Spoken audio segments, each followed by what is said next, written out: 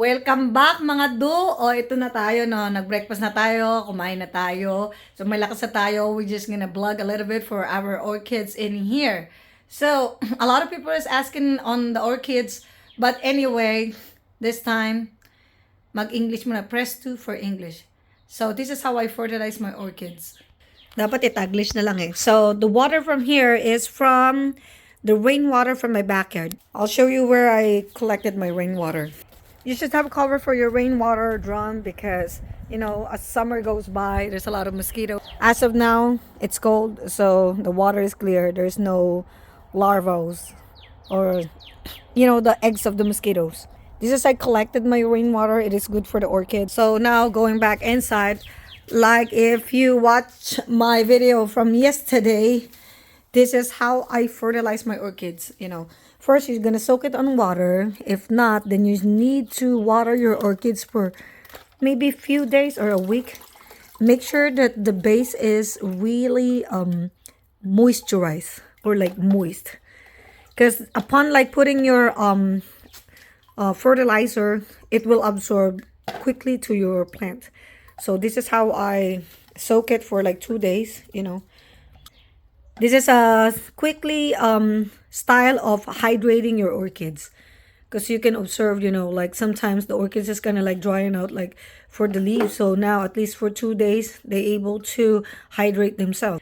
Place it to where it was belong before, here. So as you can observe my orchids, oh look at that, oh diba? Ang dami ng bulaklak na patubo. So this is how I maintain my orchids yearly by year. This is a 7-year-old orchids over here. Yung iba dito, anak niya. Ayan o, baby niya yan. Yan siya yung mga naging baby niya. Another baby over here. He doesn't look like a baby. Mukha na siyang damulag. So now, the soak water. So look at that. Ang ganda ng soak water, diba? The purpose of this soak water is to water your plants naman. Ayan siya, oh. So from that soak water, of course, it is soaked. It looks like that because of the kahoy. The kahoy looks like that. So, yung kahoy-kahoy niya, yan siya. So, mas maganda na itong pandilig. Ayoko na mag-English. Mainly, this is my water for my kalamansi. Kasi on winter times, you know, the kalamansi, you think they don't needs much water. On winter times, when weather are like changing, that's the only time that the kalamansi are like shocked on the weather. So, they got stressed out. Kaya, namumunga. So, they fruit. One of the, so let's get some water first. So, one of the 3 fruiting tree that when they got stressed out, they fruit. One of that is this, kalamansi. So, yan. That's how I water my kalamansi. So, the one that I soak in the orchids, so they benefit both. So, orchids and your kalamansi.